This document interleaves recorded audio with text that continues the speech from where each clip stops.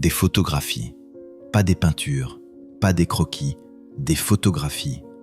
Documentation photographique réelle de 1867-1895. Pas des théories, pas des légendes, pas du folklore. Des archives ferroviaires officielles. Quand j'ai commencé à étudier la construction des gares ferroviaires françaises, je ne cherchais pas une civilisation perdue. Je recherchais des horaires de train, des récits de triomphe industriel du XIXe siècle. Machines à vapeur, fonderies de fer, la génération d'Eiffel construisant des monuments au progrès. Puis j'ai trouvé les photographies de construction de la gare du Nord de 1868. Temps d'achèvement, 11 mois. 180 000 mètres carrés. Plafond voûté de 36 mètres.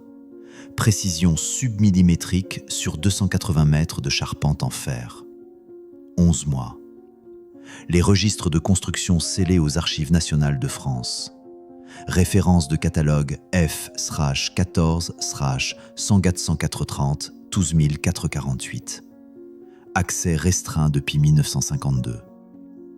Pas de la ferronnerie décorative, pas de simples poutres, des charpentes porteuses avec une précision géométrique nécessitant une conception assistée par ordinateur, mais elles existent.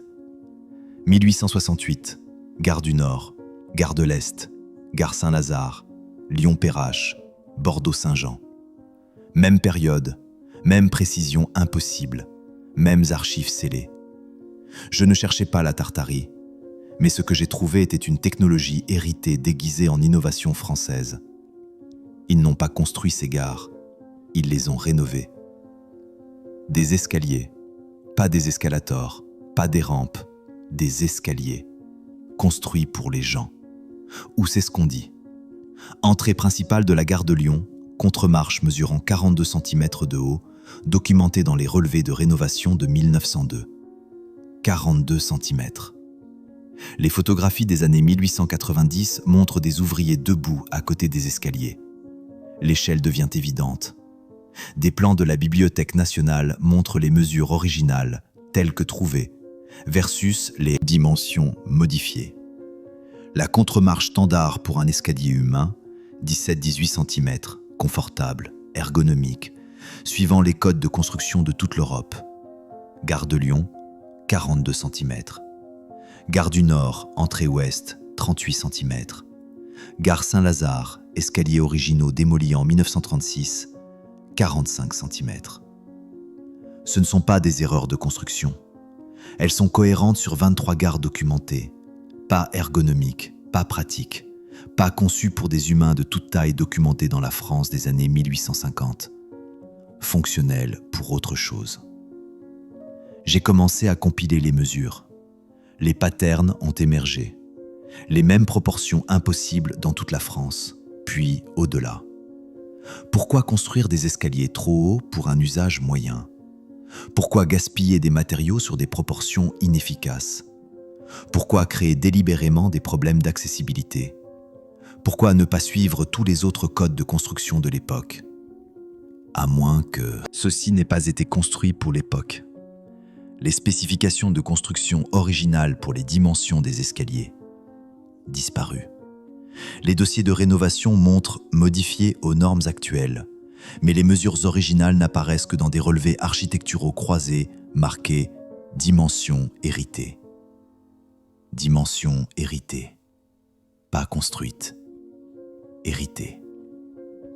La suggestion de discordance de proportions, structures héritées construites pour des objectifs physiologiques ou cérémoniels différents. La marque d'architecture civique tartarienne réutilisée. Mais les escaliers ne sont qu'un élément. Les portes racontent une histoire encore plus étrange. Pas seulement Paris, pas seulement la gare de Lyon. J'ai commencé à cartographier les dimensions des escaliers à travers la France. J'ai trouvé le pattern dans 47 gares ferroviaires documentées. Les cartes superposées montraient les emplacements des gares avec des anomalies de mesure mises en évidence. Gare de Lyon, Paris, contre-marche de 42 cm. Gare de Bordeaux-Saint-Jean, contre-marche de 40 cm. Gare de Marseille-Saint-Charles, contre-marche de 44 cm. Gare de Strasbourg, contre-marche de 39 cm. Gare centrale, Bruxelles, contre-marche de 41 cm. Milano centrale, contre-marche de 43 cm. Hauptbahnhof, Munich, contre-marche de 40 cm.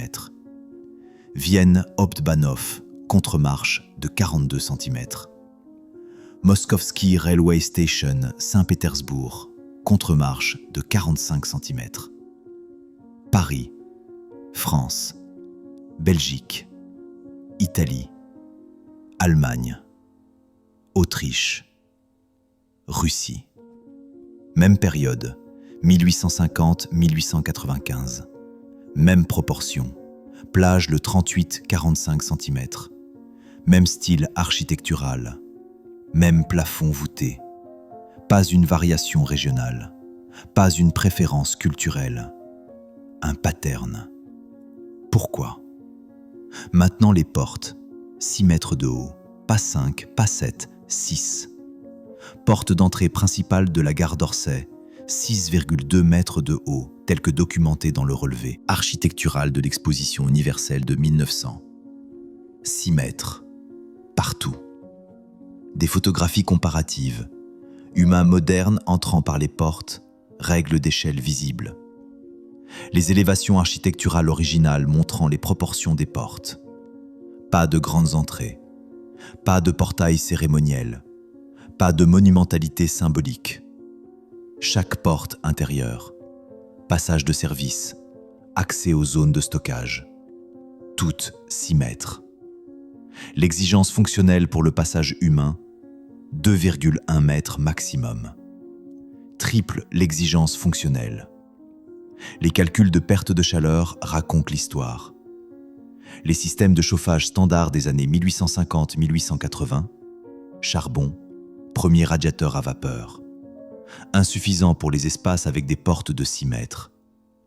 L'inefficacité thermique rendrait les bâtiments inutilisables en hiver. Pourtant, aucun enregistrement de modification.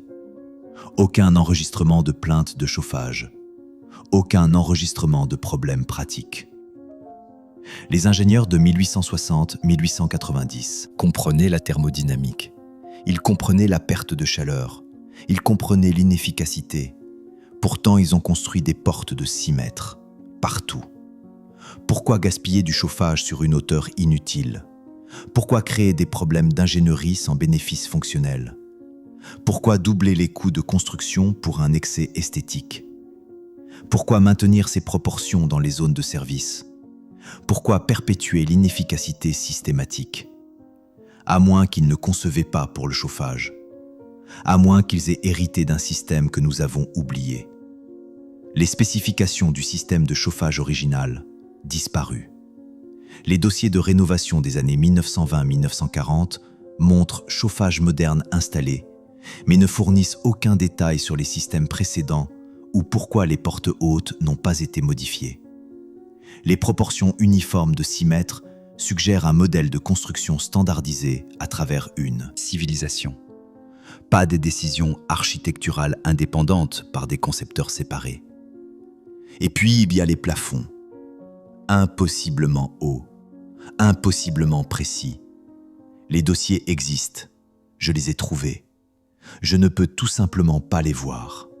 Archives nationales de France, série F14 204-30 jusqu'à F14 204-48, registre de construction ferroviaire scellé par décret ministériel 1952. 19 volumes. Catalogués, indexés, scellés.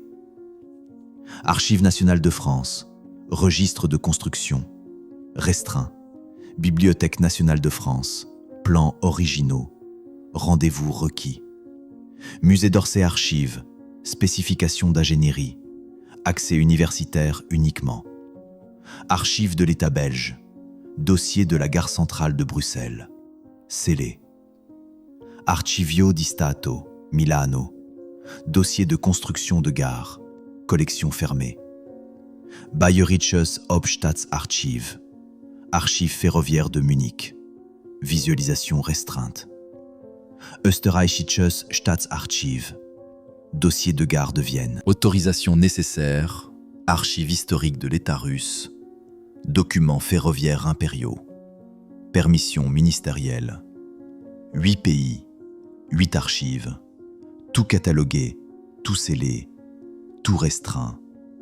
Pas de négligence graduelle, une politique. Pas de surveillance bureaucratique, coordination. Pourquoi cataloguer des documents que vous ne permettrez à personne de voir? Précision.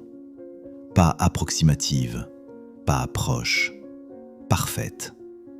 Un alignement qui ne devrait pas exister, mais il existe. Charpente de toit en fer de la gare du Nord, portée de 280 mètres avec une variance d'alignement vertical de moins de 2 mm, mesurée dans le relevé structurel de 1994. Moins de 2 mm. Les relevés de mesure laser modernes des évaluations structurelles des années 1990.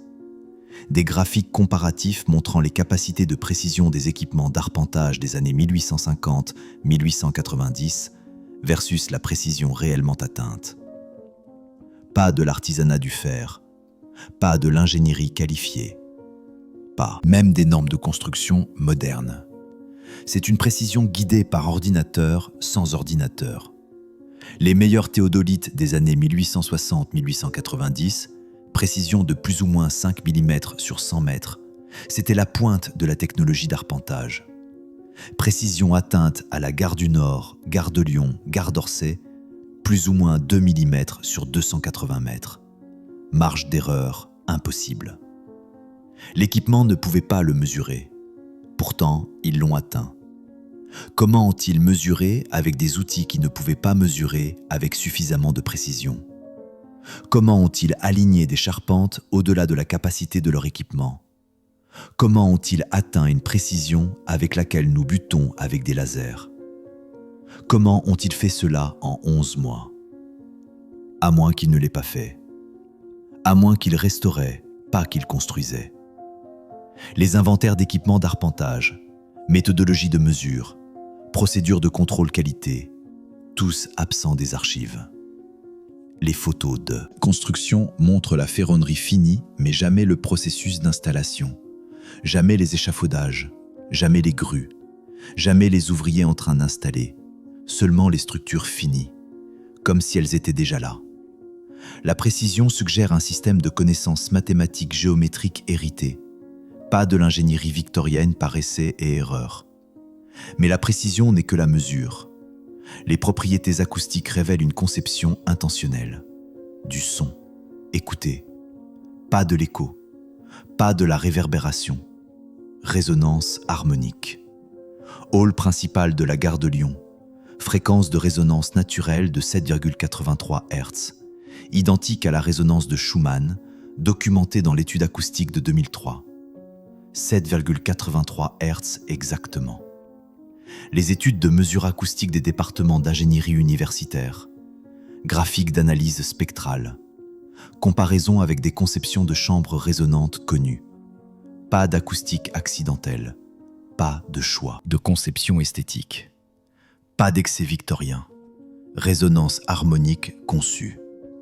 Obtenir des fréquences résonantes spécifiques nécessite des calculs volumétriques précis. Sélection de matériaux, proportions géométriques. Les architectes des années 1860-1890 se concentraient sur la grandeur visuelle, pas sur l'ingénierie acoustique. Aucune documentation d'objectifs de conception acoustique. Pourtant, des ratios harmoniques parfaits existent. Les chambres principales résonnent à 7,83 Hz. La fréquence de Schumann. La fréquence de résonance naturelle de la Terre, découverte en 1952, construite dans des structures en 1860. Pourquoi concevoir des gares ferroviaires pour la résonance acoustique? Pourquoi concevoir des fréquences harmoniques ne servant aucun objectif de transport? Pourquoi maintenir ces proportions même dans les rénovations? Pourquoi personne ne mentionne-t-il cela dans les histoires architecturales? À moins que ces bâtiments servaient à l'origine des objectifs différents. Toute mention de conception acoustique dans les plans originaux disparue. Toute discussion sur l'ingénierie du son disparu. Toute explication des propriétés harmoniques, silence. Les rénovations des années 1920-1960 ont modifié des plafonds, ont remplacé des sols, ont reconstruit des murs, mais n'ont jamais touché aux proportions créant la résonance. Comme si quelqu'un savait ne pas perturber quelque chose qu'il ne comprenait pas. L'architecture harmonique suggère une civilisation utilisant le son, fréquence, comme technologie fonctionnelle. Pas de la décoration. Et sous chaque gare, le même réseau caché. Sous chaque gare, des canaux d'eau. Pas des égouts, pas du drainage. Autre chose. Niveau du sous-sol de la gare Saint-Lazare, conduit doublé de pierre de 3,2 mètres de diamètre, découvert lors de la rénovation de 1997, immédiatement scellé à nouveau. 3,2 mètres de diamètre. De rares photographies de construction de projets de rénovation, témoignages d'ouvriers d'archives scellées, des relevés architecturaux montrant infrastructures héritées, objectifs inconnus. Pas de plomberie moderne, pas d'égout du 19e siècle, pas quelque chose dans les plans officiels. Infrastructure préexistante. La qualité de construction des canaux en pierre dépasse les normes du 19e siècle, les joints ne montrant aucune dégradation de mortier malgré un âge prétendu de plus de 150 ans. Précision géométrique dans la courbure suggérant un système de conception mathématique. Les ouvriers de 1997 les ont décrits comme construction antique de qualité romaine. Mais pas romaine. Trop précise, trop géométrique, trop systématique. Les canaux suivent des tracés géométriques, pas l'ingénierie d'utilité, pas les patterns de drainage. Des hexagones, des pentagones, des spirales. Formes géométriques sacrées gravées dans des systèmes d'eau souterrains. Pourquoi construire des systèmes d'eau élaborés pour des gares ferroviaires? Pourquoi les sceller plutôt que les utiliser? Pourquoi les exclure des plans architecturaux? Pourquoi les ouvriers qui les découvrent signent-ils des accords de non-divulgation? À moins que ces systèmes précèdent entièrement les gares. Les dossiers de construction des canaux originaux, plans d'ingénierie des systèmes d'eau, déclarations d'objectifs, tous absents.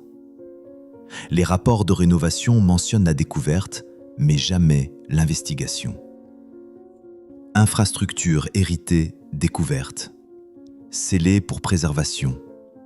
Aucune analyse supplémentaire requise. Préservation de quoi? Les réseaux hydrauliques comme système de technologie intégrée. L'eau conduite, pas pompée. Infrastructure à l'échelle de la civilisation, pas de plomberie spécifique au bâtiment.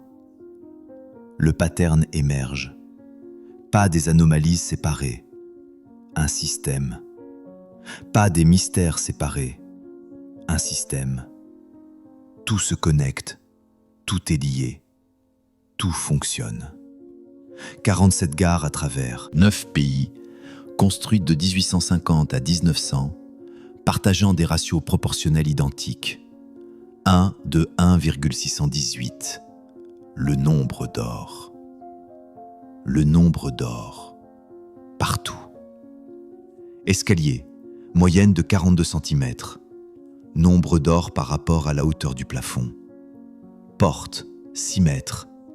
Nombre d'or par rapport aux dimensions de la pièce. Plafond, 8-9 mètres. Nombre d'or par rapport au plan d'étage. Charpente en fer, précision submillimétrique. Harmonique géométrique. Résonance acoustique, 7,83 Hz. Fréquence naturelle de la Terre. Canaux d'eau, sous chaque structure. Disposition géométrique. Construction en pierre. Fondation préexistante. Incorporée, pas construite. Scellage des archives, à partir de 1952. Restrictions coordonnées.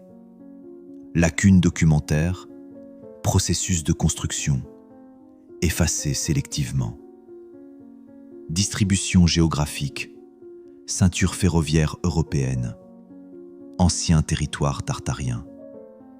Pas des accidents, Pas des coïncidences, pas des choix indépendants par des architectes séparés.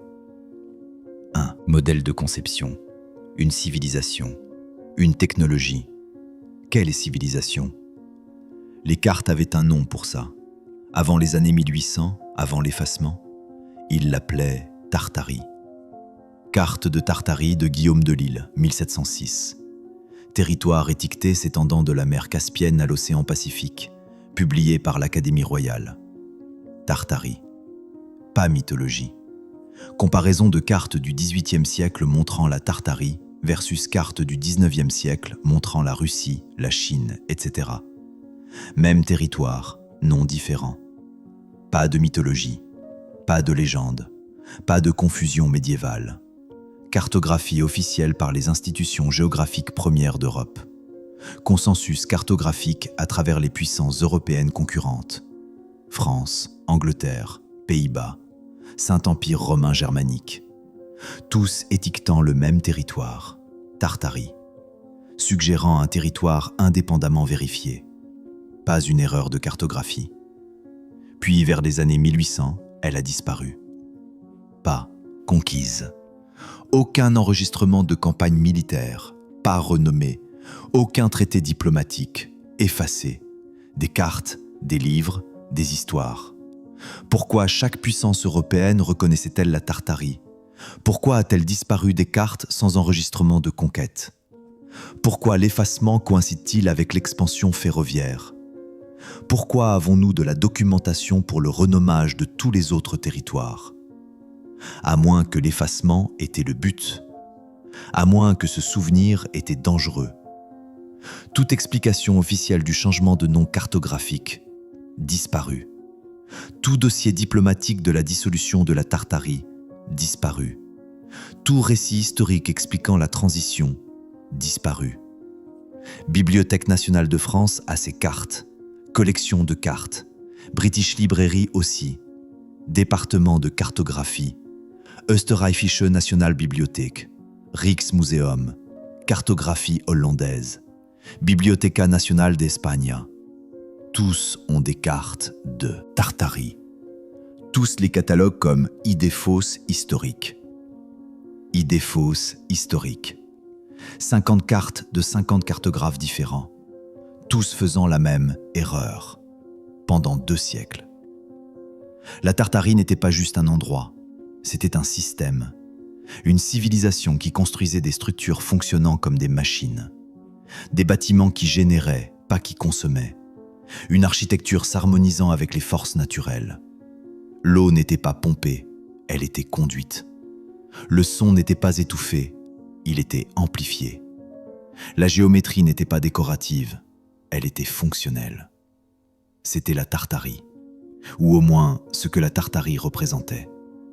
Une technologie que nous avons héritée sans comprendre. Et dans les années 1800, quand nous avons hérité de leur structure, nous avons fait ce que toute culture fait quand elle trouve une technologie qu'elle ne comprend pas. Nous l'avons revendiquée comme la nôtre.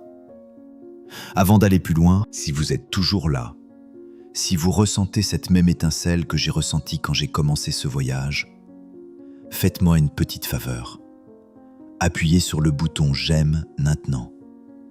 Pas pour l'algorithme, mais parce que ça me dit que vous êtes l'une des rares personnes qui veut réellement la vérité. L'une des rares qui voit ce qui est caché entre les lignes. Parce que ce qui vient ensuite change tout. Mais revendiquer la propriété nécessite d'effacer les bâtisseurs. Pas de déclin graduel, effacement coordonné. Bâtiments spécifiques, dossiers spécifiques, périodes spécifiques. Entre 1922 et 1958, 17 grandes gares ferroviaires européennes ont subi une modernisation, nécessitant une démolition complète et une reconstruction depuis les fondations. Démolition complète, depuis les fondations. Des photographies avant-après montrant des gares démolies versus reconstruites. Les dates de restriction des archives regroupées dans les années 1950-1960. Pas de négligence, pas de dommages de guerre, pas de détérioration naturelle. Élimination sélective de structures montrant les preuves les plus claires d'infrastructures préexistantes. Les raisons de démolition prétendues, instabilité structurelle, conception dépassée. Mais les évaluations d'ingénierie des décennies immédiatement antérieures décrivaient une qualité de construction exceptionnelle. 1910. Construction de qualité supérieure devrait durer des siècles. 1935. Intégrité structurelle excellente, aucune réparation majeure nécessaire. 1948. Fondation de la plus haute qualité jamais vue. 1950. Démolition approuvée pour modernisation. Qu'est-ce qui a changé? Pourquoi démolir des bâtiments structurellement sains? Pourquoi restreindre les archives exactement quand la démolition s'accélère? Pourquoi retirer les fondations plutôt que construire dessus? Pourquoi classifier les dossiers de construction en temps de paix? À moins que les bâtiments eux-mêmes étaient des preuves. À moins que la préservation signifiait l'exposition. Les rapports de justification de démolition, études d'évaluation structurelle, minutes de prise de décision, tous classifiés ou détruits. UNESCO a approuvé les démolitions. Divers départements du patrimoine national, autorités ferroviaires européennes, tous ont participé à la modernisation coordonnée nécessitant le retrait des preuves. Le pattern d'effacement suggère une reconnaissance institutionnelle d'architecture héritée nécessitant un contrôle du récit. Et la preuve finale n'est pas ce que nous pouvons voir, c'est ce qui a été retiré. En dessous, toujours en dessous. Chambre scellée, sous-sol rempli, enterré délibérément, protégé légalement. Niveaux inférieurs de la gare d'Orsay, 3 étages de sous-sol scellés en 1939, accès interdit en vertu de l'article 322-2 du Code du patrimoine français. 3 étages entiers, scellés. Des relevés de radar à pénétration de sol, lorsque permis, des sections transversales architecturales montrant des zones scellées, des documents juridiques restreignant l'accès au sous-sol, pas des zones de stockage, pas des tunnels de maintenance, pas des sous-sols oubliés, des espaces délibérément scellés et légalement protégés. La protection légale nécessite normalement une justification de signification historique. Aucune telle justification n'existe dans les registres publics. Protection sans explication. Les chambres scellées de la gare d'Orsay contiennent quelque chose. Les sous-sols remplis de la gare Saint-Lazare contiennent quelque chose. Les niveaux enterrés de la gare du Nord contiennent quelque chose. Mais quoi? Qu'est-ce qui se trouve dans ces chambres scellées? Quelle infrastructure a été enterrée plutôt que retirée? Quelle preuve nécessitait une protection légale contre la découverte? Que trouverions-nous si nous regardions? Qu'est-ce qui se trouve sous tout ce qu'on nous a montré? Les justifications de scellage des sous-sols, inventaire de contenu, relevés architecturaux des zones scellées, déclaration d'objectifs des chambres, absence silencieuse. Les ouvriers qui découvrent des chambres scellées pendant les rénovations reçoivent des instructions. Ne pas photographier, ne pas documenter, sceller à nouveau immédiatement. Instructions standards à travers l'Europe depuis 1939. La technologie enterrée suggère des systèmes à plusieurs niveaux s'étendant bien en dessous de l'architecture visible. Civilisation opérant en 3 dimensions, pas 2. Les questions se multiplient, les réponses non. Nous redécouvrons, pas inventant, redécouvrant. Technologie que nous prétendons être nouvelle. Lévitation acoustique démontrée dans les laboratoires en 2013. Chambre de résonance harmonique documentée dans la gare de Lyon, 1900. Redécouvrant, pas inventant. Lévitation acoustique. Laboratoire de recherche, année 2010. Plafond de gare ferroviaire, année 1860-1900. Énergie de vortex d'eau, brevet de Victor Schauberger, année 1930. Canaux souterrains, avant 1850. Résonance géométrique, recherche en cinématique, années 1960. Architecture de gare, 1850-1900. Ingénierie du nombre d'or, biomimétisme moderne, année 2000. Proportion de gare, année 1860-1900. Résonance de Schumann, découverte en 1952. Construite dans des structures, année 1850. Fréquence harmonique, guérison sonore moderne, année 1990. Acoustique architecturale, année 1860-1900. Précision submillimétrique, construction guidée par laser, année 1980. Charpente en fer, année 1860. Pensée de systèmes intégrés, durabilité contemporaine, année 2010. Architecture tartarienne, avant les années 1800. Pas avancement, pas progrès, pas innovation. Redécouverte, réapprentissage, récupération. Comme si nous n'avions rien inventé du tout. Comme si nous avions simplement dégradé. Dégradé. Alors, où cela mène-t-il ?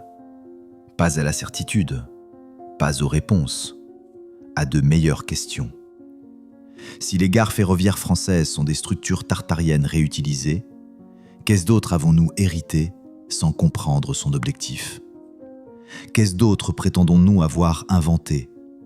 Montage de tous les types de preuves précédents, chambres scellées, archives restreintes, structures démolies. Pas ce qu'ils ont construit, pas ce qu'ils ont inventé, pas ce qu'ils ont créé, ce qu'ils ont hérité, ce qu'ils ont revendiqué, ce qu'ils ont effacé. La coordination pure requise pour maintenir la cohérence du récit. À travers 9 pays, 150 plus années, multiples institutions, suppression des preuves contradictoires. Ça nécessite une planification. Ça nécessite un accord. Ça nécessite que quelqu'un décide que certaines vérités ne doivent jamais être connues. Qu'est-ce qui est enterré sous nos villes ? Qu'est-ce qui a été retiré avant que nous puissions le documenter ? Qu'est-ce que nous prétendons avoir inventé ? Qu'est-ce que nous avons simplement hérité et rebaptisé ? Qu'est-ce qui se trouve sous l'histoire officielle ? Les questions ne se terminent pas, elles se multiplient. Méthodologie de construction, disparue. Technique d'arpentage, disparue. Plan de conception acoustique, disparu. Objectif des systèmes hydrauliques, disparu. Identité des bâtisseurs originaux, disparu. Justification de démolition, disparu. Date de décèlement des archives, aucune fournie. Archives nationales, Bibliothèque nationale, Musée d'Orsay, Archives de l'État belge, Archivio di Stato, Bayerisches Hauptstaatsarchiv, Österreichisches Staatsarchiv, Archives historiques de l'État russe, UNESCO. Tout catalogué, tout scellé, tout coordonné. Ce n'étaient pas des châteaux français, ce n'étaient pas des palais russes, ce n'étaient pas des inventions européennes. C'étaient des structures tartariennes, construites par une civilisation qui comprenait des principes que nous avons seulement récemment commencé à redécouvrir. Et dans les années 1800, quand nous les avons hérités, nous avons fait ce que toute culture fait quand elle trouve une technologie qu'elle ne comprend pas. Nous l'avons revendiquée comme la nôtre. Nous avons antidaté la construction. Nous avons effacé les bâtisseurs. Et nous nous sommes assurés que personne ne pourrait prouver le contraire. 3 niveaux de sous-sol à la gare d'Orsay, scellés en 1939, toujours scellés, légalement protégés, contenu inconnu, objectif non déclaré, accès refusé. 17 gares démolies 1922-1958, fondation retirée, sous-sol rempli, preuves disparues, remplacées par des structures modernes revendiquant les mêmes dates de construction. Qu'est-ce qui se trouve sous nos musées, nos bâtiments gouvernementaux, nos cathédrales ? Qu'est-ce que nous avons hérité ? Qu'est-ce que nous avons effacé ? Qu'est-ce que nous cachons encore ? Pourquoi ces mesures spécifiques ? Pourquoi cette période spécifique ? Pourquoi ce pattern d'effacement spécifique? Pourquoi ce scellage archival spécifique? Pourquoi personne ne demande? Je n'ai pas de réponse, j'ai des preuves, des photographies, des documents, des mesures, archives scellées, structures démolies, dossiers manquants, suppressions coordonnées. Et une conclusion inévitable. Nous avons hérité d'un monde que nous ne comprenons pas. Et nous avons construit notre récit de progrès au-dessus d'une technologie que nous ne pouvons pas expliquer. Regardez les bâtiments les plus anciens de votre propre ville. Regardez les proportions. Regardez la précision. Regardez ce qui est scellé. Regardez ce qui manque. Et demandez-vous, qu'est-ce d'autre avons-nous hérité? Le passé n'est pas ce qu'ils ont dit.